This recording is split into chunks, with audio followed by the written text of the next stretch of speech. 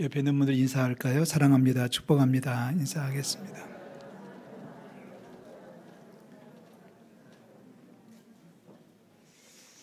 (40대) 중반의 한 집사님이 하루는 제 방에 와가지고 눈물로 고백하는 이야기를 가슴 아프게 들었던 적이 있습니다.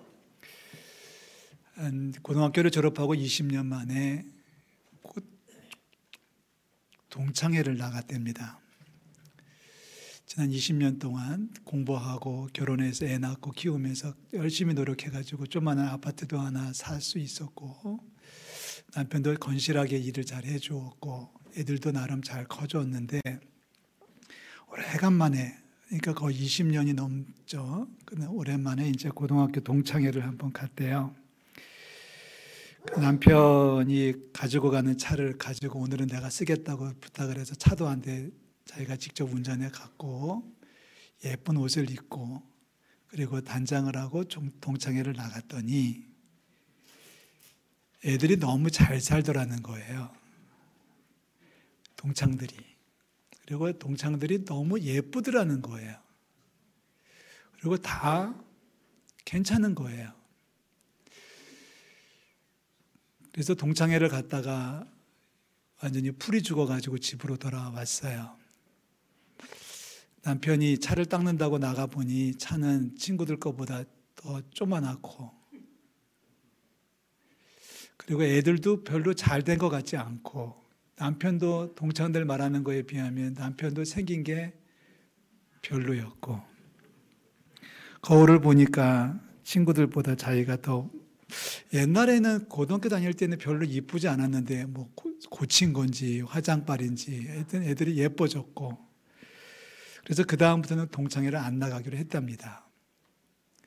전까지는 자기가 열심히 살아서 나름 행복했고 만족스러웠는데, 동창회를 갔다 오는 순간부터는 갑자기 어딘지 모르게 좀 속이 상하고 처지는 것 같고 불쌍해 보이고, 스스로가. 그런 그 얘기를 하면서 눈물을 쏟는 한 집사님이 계셨어요. 어떤 권사님 얘기를 들었습니다. 이제 80이 거의 얼추 되신 권사님인데, 그 자식들이 잘해주는 것이 너무 감사했대요. 늘 자식들이 감사했는데 어느 날 친구들하고 어울려가지고 찜질방에 가서 이제 뭐 거기 무슨 방 있잖아요.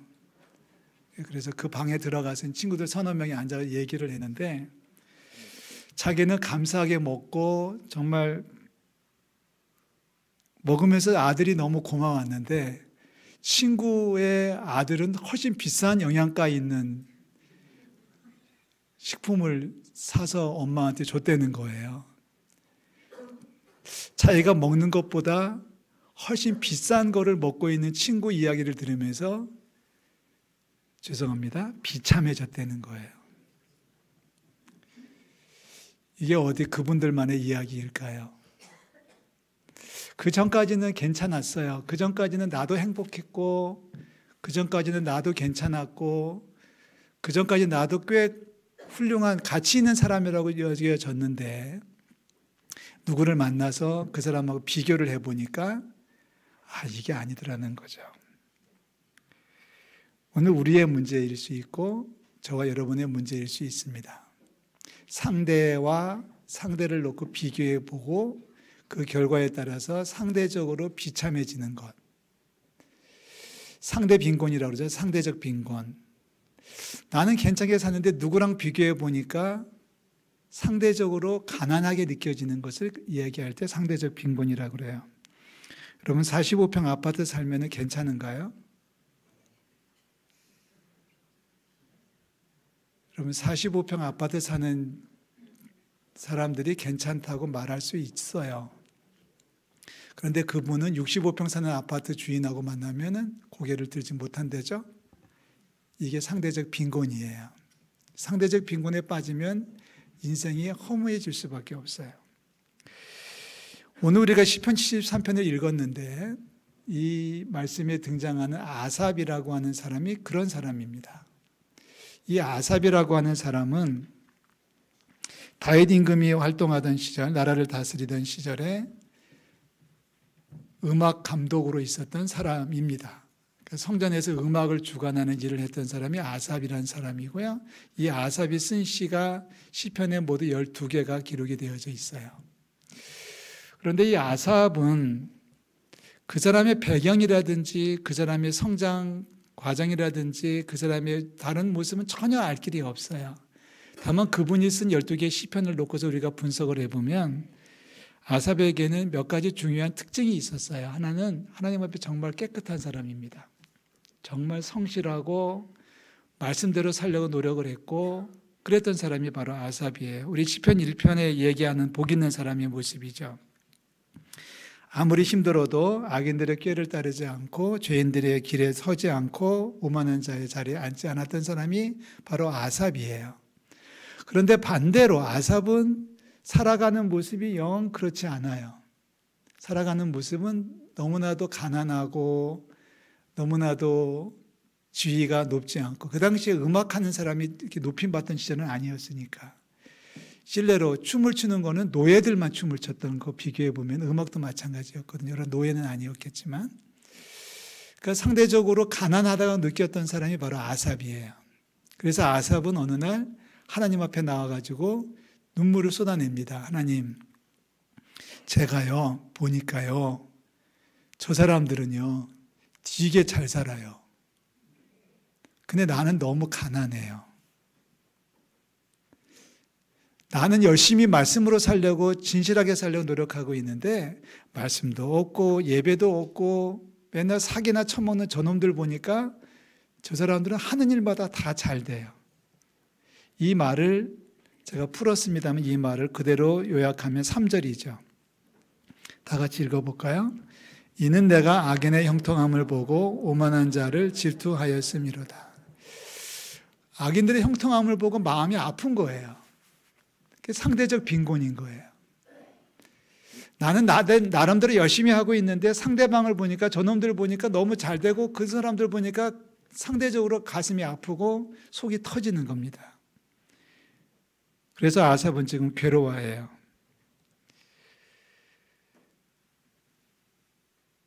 저 사람들을 보니까 하나같이 잘 살고요.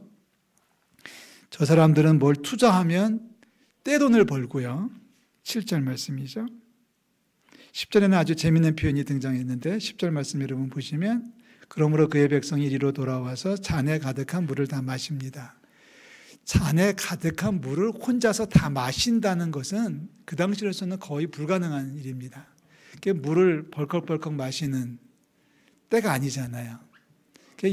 목만 축이던 시절에 잔에다가 그것도 물을 가득 채워가지고 그것도 혼자서 다 마시는 사람들, 왜 쟤네들은 저렇게 잘 되는데 나는 이렇게 될까요? 라고 하면서 속이 상해하고 있습니다.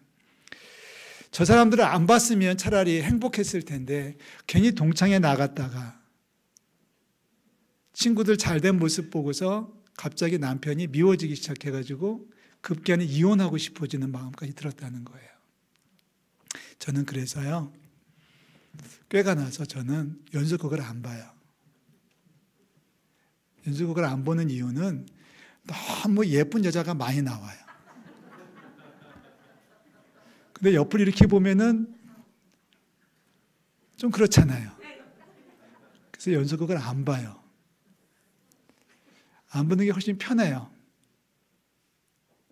상대적 빈곤으로부터 해방되시기를 주의 이름으로 축복합니다.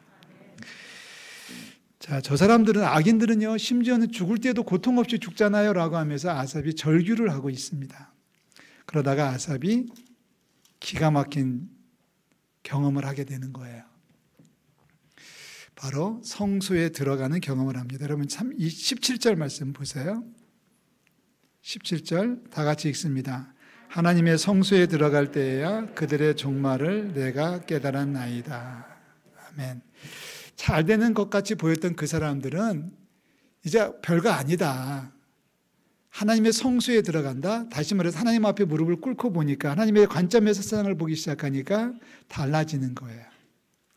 비교해서 네가 잘났니 내가 잘났니를 평가하지 말고 세상적 기준으로 평가해서 누가 옳으니 마르니 그런 거 따지는 게 아니라, 들으세요.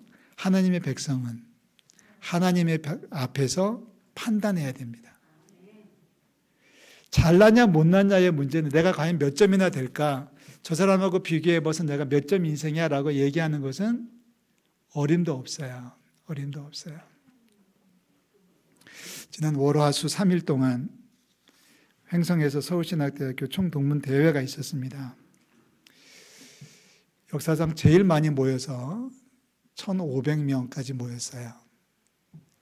우리 성결교회 단체 행사 중에서 제일 많이 모이는 행사입니다. 거기에는 이제 목사님들 모시고 오시고 그다음에 이제 사모님들이 계셔서 이제 뭐 선배도 만나고 후배도 만나고, 여러분 제가 이름 얘기하면 다 알 것 같은 우리 교회 거쳐갔던 부목사님들 거의 대부분 오셨어요. 잠깐 차도 마시고 얘기도 하고 그러는데 목사님들이 모이면 그러면 어떨까요? 상대적 평가니까 큰 교회 목사님은 윗자리에 앉고 작은 교회 목사님은 저 아랫자리에 앉을까요? 절대 그렇지 않습니다. 목사님들이 모이는 그 순서를 정하는 것은 학번 순입니다. 일찍 입학하면 40 먹어서 50 먹어서 늦게 입학한 학생보다 목사님보다 선배가 먼저 커피를 받을 수 있어요. 저희들만의 질서입니다. 질서. 그러니까 이번에 제가 회장이 됐고 내년도에는 제 1년 후배가 회장이 될 거고 그 다음에는 2년 후배가 되고 1년씩 이렇게 쭉쭉쭉 내려가면서 이제 서열이 매겨지는 모임이에요. 워낙에 많은 사람들이 와가지고 행사를 하다 보니까 뭐 좀 부대꼈는지 지금 입안이 좀 해져가지고요. 지금 발음이 좀 헛나와요. 그래도 알아들으실 만한가요? 제가 지금 굉장히 조심스럽게 발음하고 있는데 지금 사실은 제가 좀 입안이 거의 뭐 10군데 가까이 터지거나 해지거나 찢어져가지고 지금 좀 힘들어서 제가 계속 물을 마시고 있는 것을 이해해 주셨으면 좋겠습니다. 어디까지 했죠? 여러분, 평가는 누구랑 누구에서 평가하는 게 아니라 하나님 앞에서 점수를 매기셔야 돼요. 저 사람하고 비교해보니 나는 100점, 저 사람은 70점, 넌 30점 나보다 못해, 바보야 라고 그 사람을 깔아뭉갠다면 그것은 교만이에요. 그 우월감이에요. 비교해보니까 너는 70점이네, 나는 40점밖에 안 했는데 하고서 나보다 높은 사람 앞에서 괜히 수그러들고 주눅들고 자기를 비하하는 것은 열등감이에요. 열등감과 반대로 우월감 때문에 세상에 많은 범죄가 벌어지고 있는 거 아니겠습니까? 나보다 잘난 사람 같으면 괜히 주눅들고 나보다 못난 사람 같으면 괜히 그 앞에서 큰 소리 뻥뻥 치면서 세상을 힘들게 하는 사람들이 우리 주변에 얼마나 많은지 모르겠습니다. 사랑하는 성도 여러분, 이 시간에 주의 이름으로 선포하고 또한 부탁합니다. 하나님 앞에서 점수를 받으시기를 주의 이름으로 축복합니다. 아삽은 자꾸 옆에 있는 사람하고 비교를 하다 보니까 자기가 못난이가 된 거예요. 그러다가 어느 날 하나님의 성소에 들어가 하나님 앞에 무릎을 꿇고 보니까 내가 얼마나 가치가 있는지 내가 얼마나 모자라는지를 그제서 알게 되는 겁니다. 자, 두 군데의 문제가 있어요. 하나는 아삽이 발견한 것은 내가 하나님 앞에서 보니까 나 진짜 못됐네요. 못났네요 라는 사실을 발견해요. 여러분 말씀 73편 한 페이지 넘기시면 22절에 이렇게 아삽은 얘기해요. 내가 이같이 우매무지함으로 주 앞에 짐승입니다. 내가 하나님 앞에서 나는 이제 보니까 짐승이에요. 짐승만 못한 거예요. 짐승이에요 라고 얘기를 하고 있어요. 사실 우리는 하나님 앞에서 짐승일 수밖에 없어요. 잘났으면 얼마나 잘났겠어요? 누구랑 비교해서 우리가 뭐라고 큰 소리 치지 말자고요. 하나님 앞에서는 짐승일 수밖에 없어요. 그런데요, 더 놀라운 것은 짐승 같은 우리를 하나님께서 붙들어 주신다는 거예요. 23절 말씀 다 같이 읽어볼까요? 내가 항상 주와 함께하니 주께서 내 오른손을 붙드셨나이다. 할렐루야. 짐승 같은데 짐승인데도 불구하고 하나님께서 내 오른손을 붙들어 주시는 게 이게 복음이에요. 이게 하나님의 사랑이에요. 자, 보세요. 다시 한번 정리하면 친구 만나보니까 내가 못난 것 같고 누구 만나보니까 내가 정말 불쌍해 보이는데 그런 거 다 이제 필요 없고 하나님 앞에서 우리 자신을 보자 그랬습니다. 근데 하나님 앞에 나아가서 보니까 웬걸 짐승이네요. 벌레네요. 그런데 너무 감사한 것은 그런 짐승과 같고 벌레 같은 우리의 인생을 주님께서 마다하지 아니하시고 축복하셔서 오른손을 붙들어 주시고 계시다는 거예요. 인생이 바뀌는 겁니다. 그러니까 우리는 하나님 앞에 붙들려 살아가는 하나님의 백성이 되는 줄로 믿어요. 그러니까 마지막에는 뭐라고 선포해요? 마지막 절 보시면 이렇게 선포하죠. 하나님께 가까이 함이 내게 복입니다. 참 멋진 선포를 하고 있어요. 이제 아삽이 되는 거예요. 지금까지는 나보다 잘 사는 사람, 나보다 똑똑한 사람, 나보다 지체가 높은 사람, 나보다 잘생긴 사람, 뭐 이런 사람들이 복이라고 생각했는데 이제 와서 생각해 보니까 하나님께서 나를 붙들어 주시는 게 복이고요. 하나님께서 나와 함께 해 주시는 게 복인 거예요. 이 복을 누리자고요. 이 복을 누리자고요. 저는 성도들에게 이렇게 권하고 싶습니다. 여러분 낮아지십시오. 하나님 앞에서 낮아지십시오. 사람 앞에서 낮아질 이유가 없어요. 하나님 앞에서 낮아지셔야 돼요. 두 번째, 하나님 앞에서 높아지십시오. 아멘. 사람들을 깔고 뭉개고, 좀 표현이 격하게 나왔습니다만, 사람들을 내리 찍어 누르고 내가 높아지는 게 아니라 그 사람들은 그냥 놔두고 하나님이 나를 높여주실 때 내가 높아지는 게 진짜라니까요. 그러니까 낮아진다면 하나님 앞에서 낮아져야 되고 높아진다면 하나님 때문에 높아져야 되는 거예요. 하나님이 저와 여러분들을 높여주시는 줄로 믿습니다. 얼마나 높여주셨어요? 우리가 죄인이었을 때 우리를 십자가의 사랑으로 구원해 주시고 우리를 위해서 예수님을 이 땅에 보내주셔서 우리 대신 십자가 달려 죽기까지 하신 그 크신 사랑으로 우리를 천국 백성 삼아주셨잖아요. 얼마나 더 높여주실 수 있겠어요? 이보다 더 높아지는 게 얼마나 더 있겠어요? 그 사랑을 받았지 않습니까? 우리 남은 세상 옆에 있는 사람 때문에 괜히 흥분하지 말고요. 옆에 있는 사람 보고서 우월감에 빠지지도 말고 교만해지지도 말고 좌절하지도 말고 열등감에 빠지지도 말고요. 하나님 앞에서 나는 과연 몇 점일까? 거기에 초점을 맞추고 살아가는 저와 여러분들이 되시기를 주의 이름으로 축복합니다.